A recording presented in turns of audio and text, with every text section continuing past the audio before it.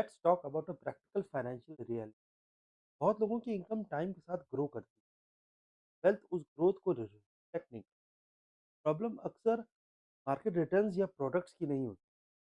Real issue होता है income growth और इन्वेस्टमेंट स्ट्रक्चर के बीच अलाइनमेंट गैप। जब इनकम अपवर्ड मूव करती है पर पोर्टफोलियो स्ट्रक्चर स्टैटिक रह जाता है तो कंपाउंडिंग इफेक्टिवली काम नहीं करता। मोस्ट इन्वेस्टर्स एक पैटर्न रिपीट करते हैं। इनकम इंक्रीज होती रहती है लेकिन इन्वेस्टमेंट फ्रेमवर्क वही ओल्ड लेवल पर रह जाता है। Same SIP amount, same allocation, same structure. Emotionally हमको लगता है कि हम इन्वेस्ट कर रहे हैं और सब कुछ ठीक, और मैथमेटिकली वेल्थ स्टैग्नेंट हो जाती है। हम ग्रो होने के बाद एक्सपेंसेस और लाइफस्टाइल्स कमिटमेंट्स नेचुरली इंक्रीज हो जाते हैं, लेकिन इन्वेस्टमेंट्स इनकम को प्रोपोर्शन में स्केल नहीं होती। रिजल्ट सिंपल होता है, इन्वेस्टमेंट प्रपोर्शन कोलैप्स हो जाता है। इनकम ग्रो कर रही होती है लेकिन पोर्टफोलियो कंट्रीब्यूशन रिलेटिव टर्म्स में रिड्यूस होता है। सरफेस पर एक्टिविटी दिखती है पर कंपाउंडिंग इम्पैक्ट वीक हो जाता है। पोर्टफोलियो सरफेस लेवल पर एक्टिव लगता है, multiple funds, ongoing SIPs, policy linked products, scattered additions over time, but actually misalignment होता जा रहा है। नो इनकम लिंक्ड एलोकेशन हो रहा है, नो सिस्टमैटिक सेटअप हो रहा है, डुप्लीकेशन एंड ओवरलैप भी हो रहा है, गोल्स प्रॉपरली मैप्ड नहीं होते।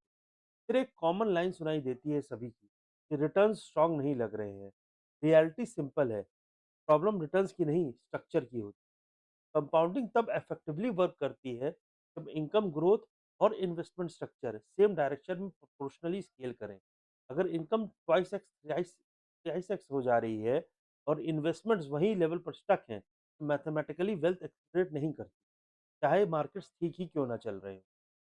इस कॉन्सेप्ट को समझने के लिए मैं एक सिंपल सा एग्जांपल आप लोग के साथ शेयर करता हूँ। मंथली इनकम मान लीजिए 30,000 है आप करंट में, और आज आप एसआईपी शुरू कर रही हैं 5,000 रुपए, तो आपने अपनी इनकम का 16.6% कंट्रीब्यूशन किया है इन्वेस्टमेंट।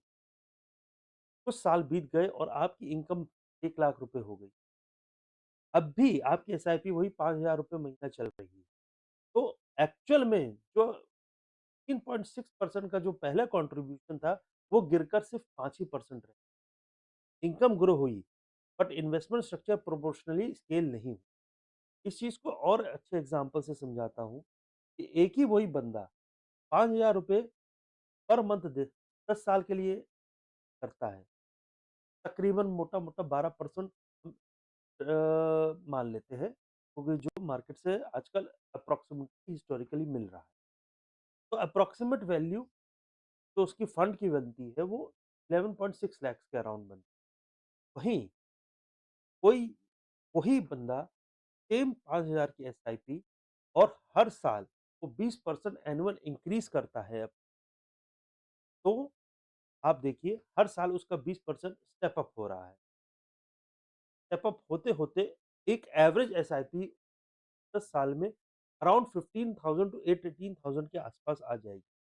जब उसको कंप्यूट करते हैं तो उसका जो फाइनल फंड वैल्यू बनती है आफ्टर 10 इयर्स वो 35 टू 38 लाख तक पहुंच। सेम मार्केट कंडीशन रही, सेम टाइम पीरियड रहा, सेम पर्सन के साथ वही चीज का कितना डिफरेंस हो गया, सिर्फ इतना कि उसने अपनी इनकम के साथ अपनी एसआईपी को भी आया। डिफरेंस रिटर्न्स का नहीं था, डिफरेंस सिर्फ स्ट्रक्चर, प्रोपोर्शन और एवरेज कंट्रीब्यूशन लेवल का। इनकम ग्रो होती रही बट जब स्ट्रक्चर प्रोपोर्शनली स्केल नहीं करता तो कंपाउंडिंग पोटेंशियल अंडर यूटिलाइज्ड रह जाता।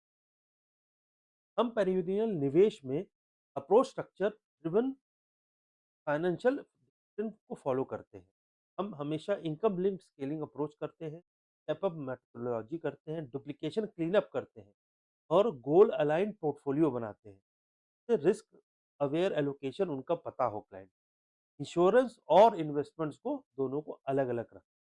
इनकम ग्रो होगी तो पोर्टफोलियो भी प्रोपोर्शनली स्केल करे, ये सिर्फ लाइफस्टाइल नहीं।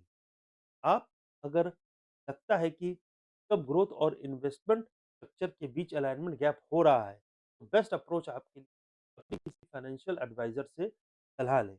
Every investor profile, risk capacity, sensitive different होती है। डिसीजन पर्सनलाइज्ड असेसमेंट के बेसिस पर ही लेना चाहिए। This video is only for learning and awareness.